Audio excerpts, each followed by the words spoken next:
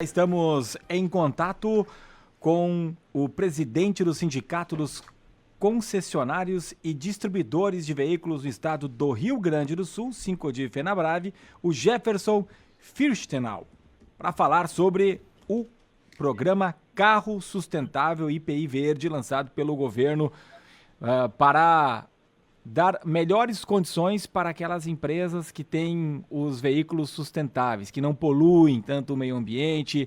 E aí tem muitas concessionárias preparando ou já fazendo, né, um preço diferenciado. Tem algumas que não entraram, alguns tipos de veículos que não entraram e que gostariam de estar lá, e aí tem reclamação do outro lado também. A gente vai tentar entender um pouquinho mais sobre o programa, não é com alguém do governo, mas sim com alguém que representa aí as concessionárias para falar de toda essa movimentação.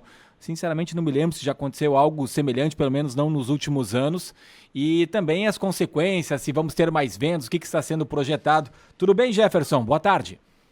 Boa tarde, tudo bem? Tudo certo. Olha, nós tivemos aqui uma ação parecida, não visando ainda a energia branca, que é o que está aqui, em veículos sustentáveis, que é o IPI Verde, mas nós tivemos há uns 3 anos atrás, 2 anos, uma interferência do governo reduzindo impostos no mês de junho, que persistiu até julho, que reduziu o IPI também, para que tivesse um fomento, um aumento na venda de automóveis. Isso faz uns 3 anos, mais ou menos. Nós, do setor, sempre dizemos o seguinte: quanto menos o governo interferir, melhor o setor anda. Tá? Mas a ideia, a intuição, a intenção aqui, ela é boa. Quais são os critérios para ter o IPI zerado? São veículos pequenos, são veículos compactos, veículos hatch, tá? Com motorização menor, e que eles têm que ter aqui uma emissão de CO2 inferior a 83 gramas por quilômetro rodado. Esse é o principal critério. Depois, tem que ter 80% dos materiais recicláveis já nesse automóvel.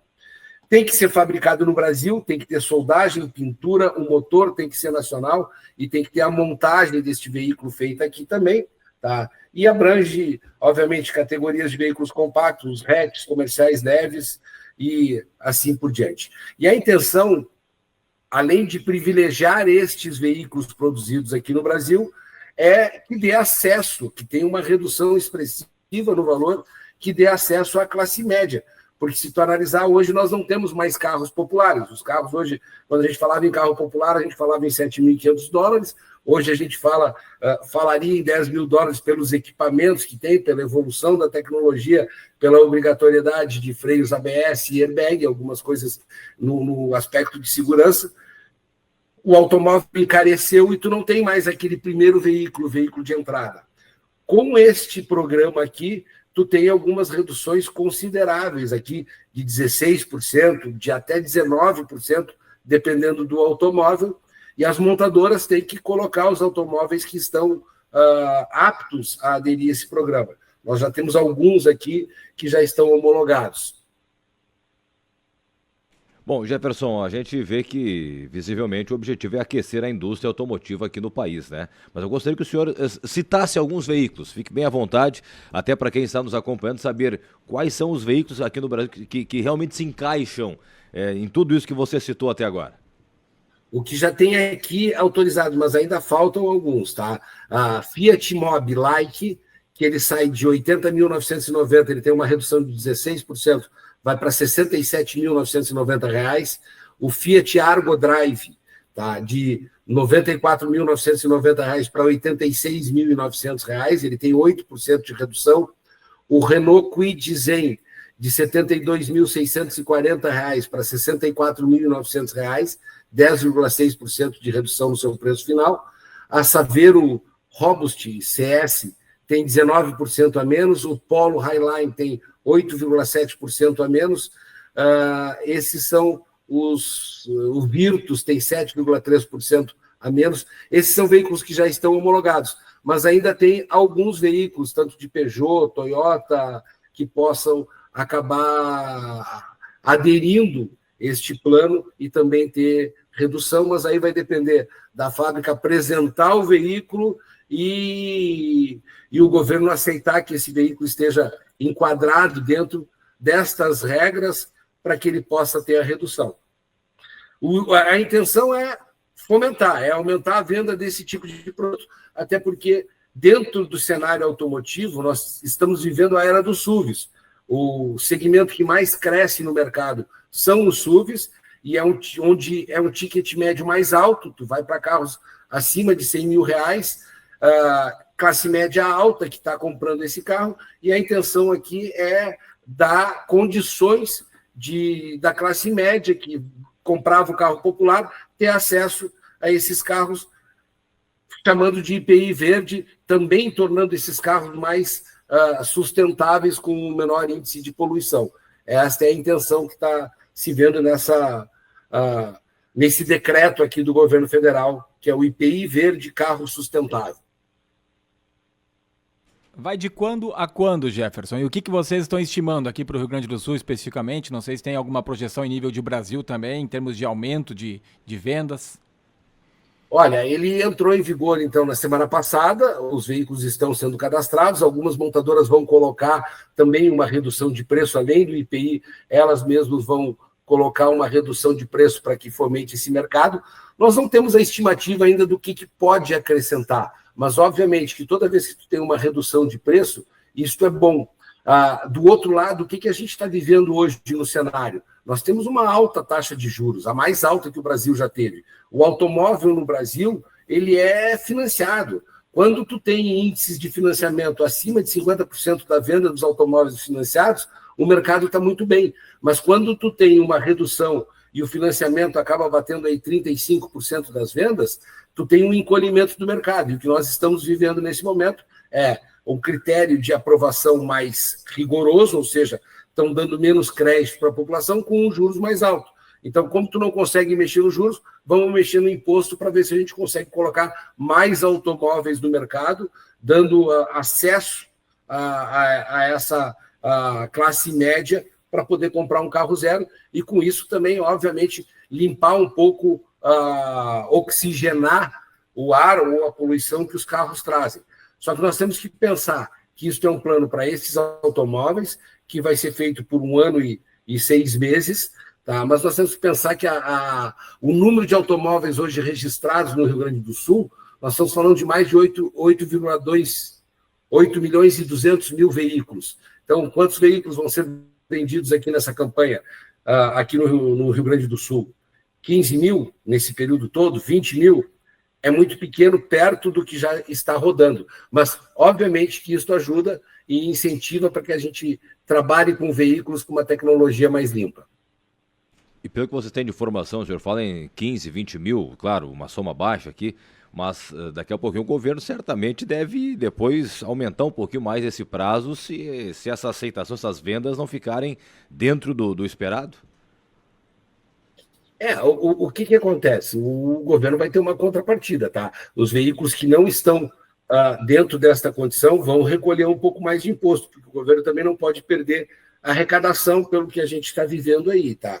Então vai ter uma contrapartida que alguns veículos vão ter um acréscimo no IPI, já que eles não estão dentro deste regramento de menor emissão de poluentes. A ideia justamente é que, dando certo esta campanha, mais montadoras tragam seus veículos ou façam veículos com menor emissão de poluentes, e aí sim a campanha se estenderia por mais tempo para que tenha um volume maior de vendas.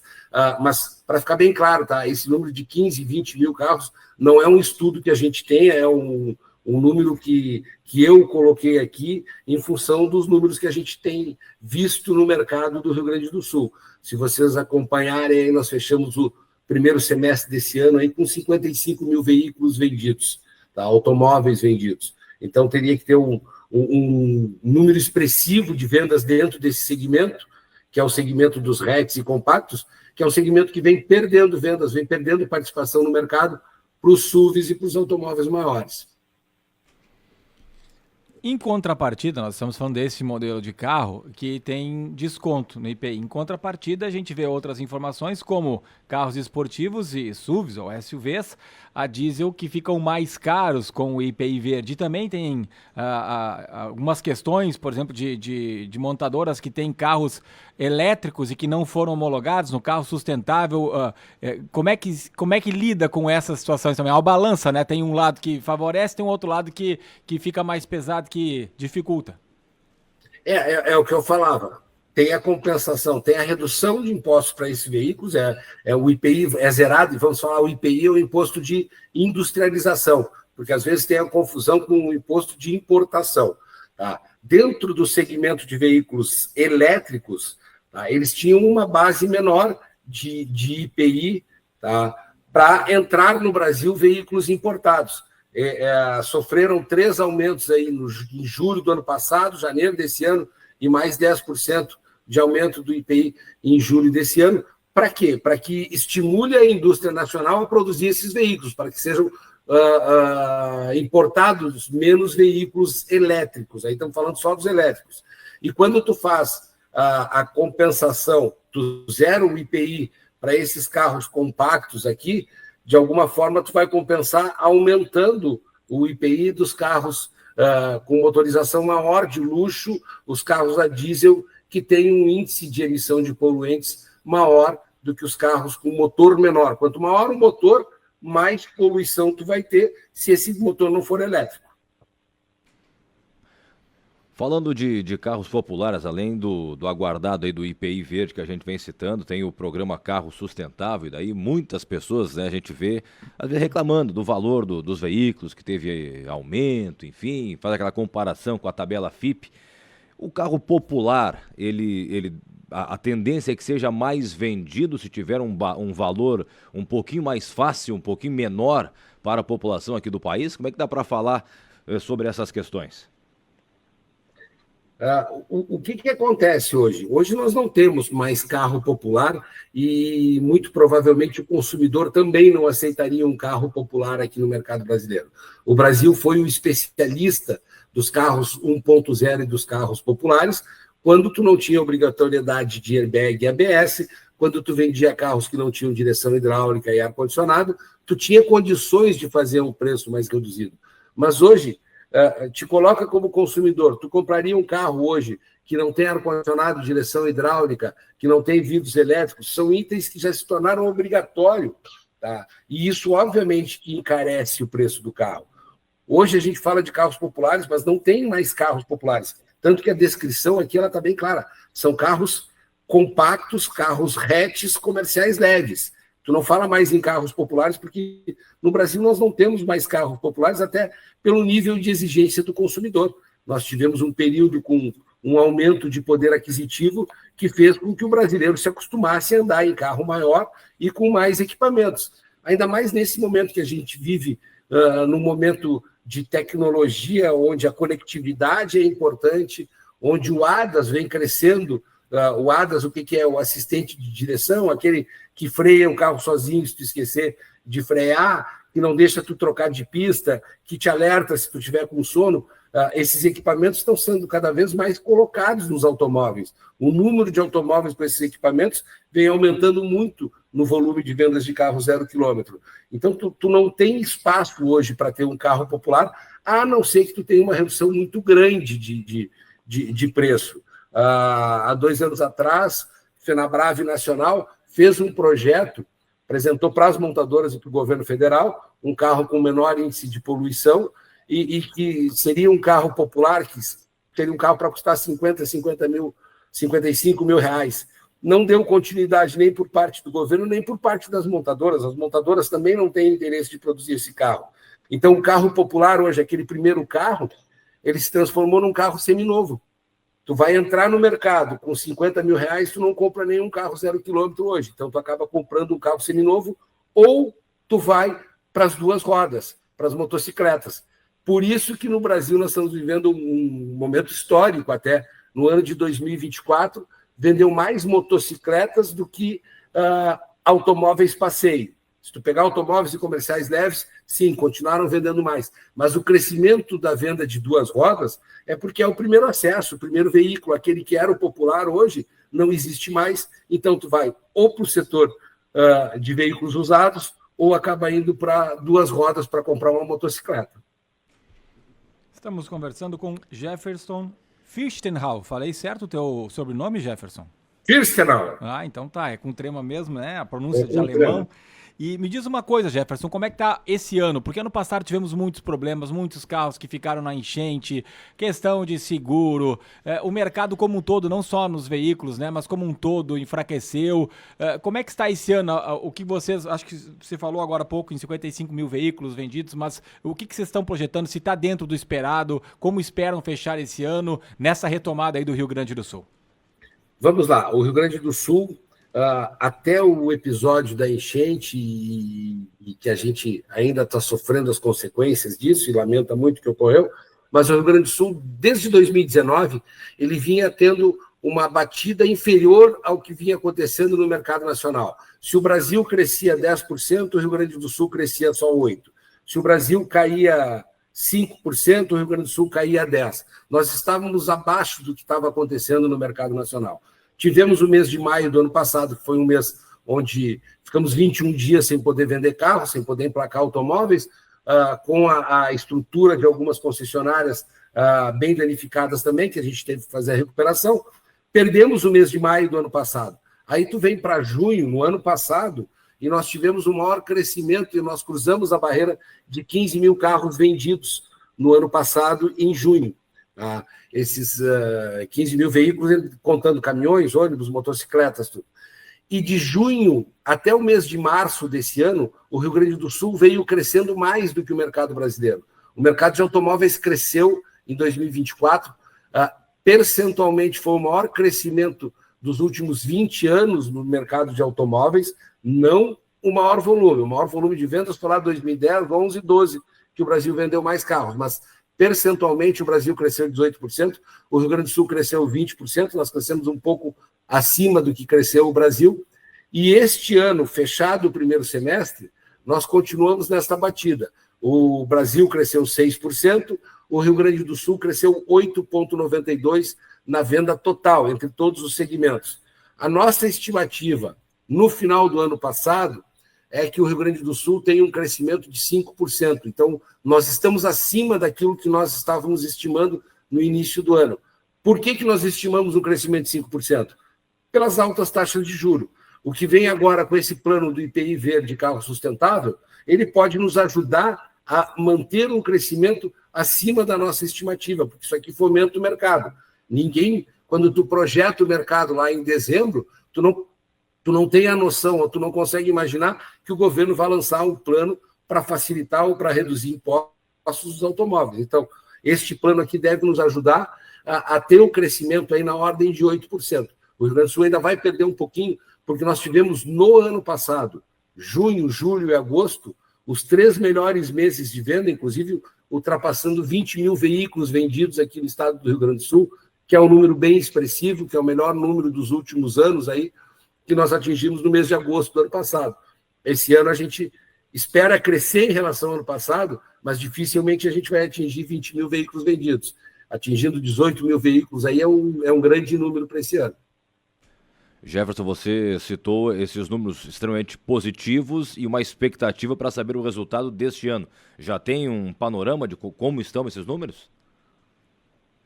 É esse crescimento que eu te falei aqui, com esse fechamento do semestre aqui no dia 30 de junho, que nós estamos com 8,92% de crescimento.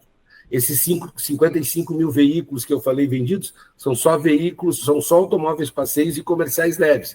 Se nós pegarmos todos os segmentos, entrando motocicletas e caminhões, o Rio Grande do Sul vendeu mais de 86 mil veículos aqui neste primeiro semestre. O ano passado, nós fechamos o ano com 196 mil veículos, que foi o melhor dos últimos 5 anos na venda de automóveis aqui, desde 2019 nós tínhamos um resultado assim, e a gente espera este ano bater a casa aí de 202 mil veículos. É isso que a gente está estimando aí com esse crescimento de 5%. E considerando sempre que o segundo semestre sempre é melhor na venda de automóveis, por exemplo, agora é um momento que tu tem uma grande oportunidade de compra de automóvel. Por quê? Porque as montadoras estão trocando a linha 2025-25 por 25-26. Então, tu tem redução de preço nos 25 e tu ainda tem lançamento de alguns veículos modelo 2026. Isto fomenta o mercado e esta cadeia ela vai até o final do ano. Julho, agosto, outubro, dezembro, sempre são meses muito bons. E o Rio Grande do Sul tem uma característica um pouquinho diferente do Brasil. O Brasil, as férias escolares normalmente começam no dia 20 de novembro. E aqui no Rio Grande do Sul, as nossas férias escolares começam lá pelo dia 10 de dezembro. Isso faz com que o nosso comércio fique ativo mais tempo. Reflete isso na venda de automóveis. O mês de dezembro, na venda de automóveis aqui no Rio Grande do Sul, ele normalmente é superior ao que acontece no resto do Brasil. Claro que a gente acaba pagando essa conta no mês de fevereiro, onde o Rio Grande do Sul vende menos, porque os outros estados já estão em ano letivo, e o nosso ano letivo começa só na metade de fevereiro. Mas a tendência é que consigamos ter crescimento no setor automotivo aqui no estado do Rio Grande do Sul, também considerando o número de investimentos que estão ocorrendo aqui para a recuperação do estado, para a recuperação das empresas, as próprias estradas aí, o que a região de vocês sofreu aí com danos nas estradas, nas pontes, tudo. Então, tu tem hoje uma mão de obra que, inclusive, veio de fora do estado, trabalhando aqui no estado pela recuperação do estado. Esta mão de obra que está aqui, ela é paga e ela consome dentro do estado do Rio Grande do Sul. Isso nos ajuda a pensar no crescimento. Tá certo. Jefferson, obrigado por atender a Rádio Independente. Boas vendas, então. Muito obrigado. Assim a gente considera. E obrigado pelo espaço aí de vocês. Estamos sempre às ordens. Jefferson Fichtenhall, presidente do Sincodiv, RS e FenaBrave, conversando conosco, portanto, esperando o incremento. Até falávamos, né, que ano passado foi um momento de queda, mas ele depois nos trouxe a informação que o segundo semestre foi muito positivo, fechou com 196 mil veículos vendidos, esse ano esperando superar até. Números históricos, né? Números históricos, no melhor dos últimos 5 anos, pelo que ele falou. Então, apesar de tudo que aconteceu, né, questão de venda de veículos, foi interessante e agora vai ter incremento também por conta do IPI. Procure aí nas suas concessionárias, procure os veículos que você está procurando, que você tem interesse, que vai conseguir um valor um pouco maior. Não é para todos, como falamos, alguns veículos compensam, vai ter um aumento, aqueles que são mais procurados têm um aumento e tudo isso tem que ser analisado e cada concessionária fazendo aí a sua propaganda.